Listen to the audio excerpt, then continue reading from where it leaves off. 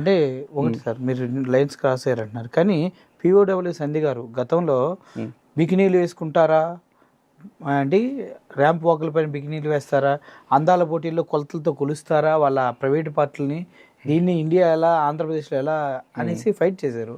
ఆవిడ కూడా మొన్న సపోర్ట్ చేస్తూ మాట్లాడారు కదా. అంతే ఎవరికాళ్ళు అక్కడ ఫేమస్ అవుదాము. ఇప్పుడు మహిళా కమిషను, ఆ మహిళా ఉమెన్స్ కమిషన్కి ఇంకా పవర్ సరిపోదని చెప్పి ట్రాన్స్జెండర్స్ని కూడా కలిపి ఏదో జేఏసీ అంటే ఉస్మానియా యూనివర్సిటీ వాళ్ళ జేఏసీలు వేరు, వాళ్ళు తొక్కదీసి వాళ్ళు చేసే ఫైట్స్ అవన్నీ క్లియర్గా ఉంటాయి.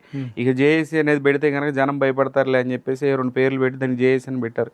ఎక్కడ ఉన్నారు సార్ చాలామంది ఆడవాళ్ళు గృహహింసకి గురైన రోజున మధ్యలో ఆపేశారు. ఇవే మహిళా కమిషన్లు, ఇవే మహిళా సంఘాలు గత 10 సంవత్సరాల నుంచి ఎక్కడ మొత్తం కన్నాల్లో దూరి కాముగా ఉన్నారు. బయటకు వచ్చారా సార్? ఎన్నిగా ఇచ్చారు అంటే ఇప్పుడు ప్రెస్ మీట్ ఎవరి కోసం పెట్టారు వీళ్ళు? అంతే ఇప్పుడు మళ్ళీ ఫేమస్ అవుదాము, మళ్ళీ ఇప్పుడే వాళ్ళకి నిద్ర లేచింది మహిళా లోకం అంటే ఎప్పుడో లేచింది. యాక్చువల్గా లేచారు, వాళ్ళ హక్కుల్ని వాళ్ళు చేసుకుంటా వాళ్ళు వేరే అంతా. ఇప్పుడు కొత్తగా డ్రామా బ్యాచ్ వచ్చింది, వాళ్ళు స్టార్ట్ చేశారనమాట.